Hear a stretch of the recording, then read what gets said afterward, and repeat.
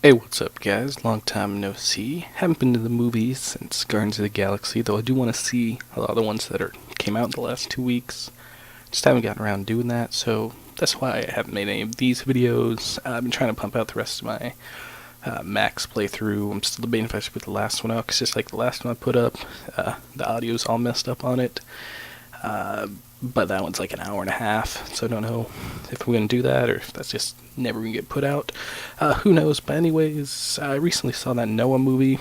I figured since I hadn't done a review in a while, I'd do a review of that, even though that came out much earlier this year, and tell you what I thought about it. And mostly what I thought about it was okay. Visually, beautiful movie. Darren Aronofsky, of course, always does that. That's what we can expect. And the acting, all the people stride where they were given. The dude from the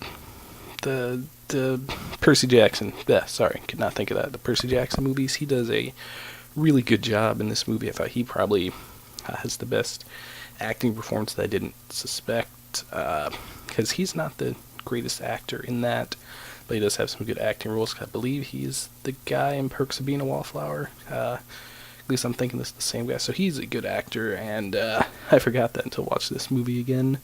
He did I thought, a really good job. Emma Watson excelled in this role, and she's definitely separated herself from Harry Potter with this movie and Perks of Being a Wallflower, and basically anything else she does. She's her own actress now. She doesn't need to be associated with Hermione. Something I'm still waiting for Daniel Radcliffe to do, and Russell Crowe. I mean, Russell Crowe is just one of the greatest actors of this generation, or of all time even. So obviously he did good. That's not where the movie kind of lost me. Kind of lost me just in the story in general, and that not as much happens as I would have hoped. From the trailers and everything, looks like it's going to be an epic, a lot more action than what you're expecting from a Noah movie. But really, the beginning all just kind of has a bunch of trippy visions. There's this idea of a big climactic battle. The problem is that climactic battle happens at about the halfway point in the movie, right before the flood, which would have ended up being a good movie if they would have ended at this point. I think it built up nice enough. The action when it did happen at the end was good, and then the scene of the actual flood occurring was very well shot, and the special effects were very nice in that. The problem is then we get another 45 minutes, at least it seemed like that. I didn't clock it down exactly, of them on the boat, which does question much of the moral dilemma of this to begin with, which I like that take on it. I just think that this part of the movie was just unneeded, and I don't think it went with the character that Noah was established to be in the first half of the movie. Now, obviously, I'm a Christian, so take that with a grain of salt. I'm not like the way they changed the story up a bit, but it wasn't that part of me that didn't like it.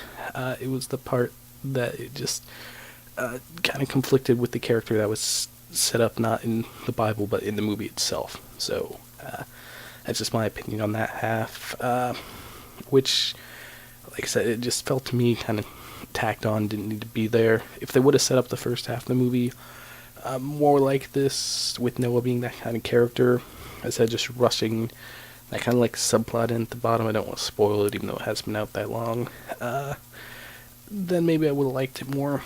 But yeah, basically just the second half of the movie on the boat kind of took it away from me, but I did love the beginning half, so because of that I have to give this movie a B-.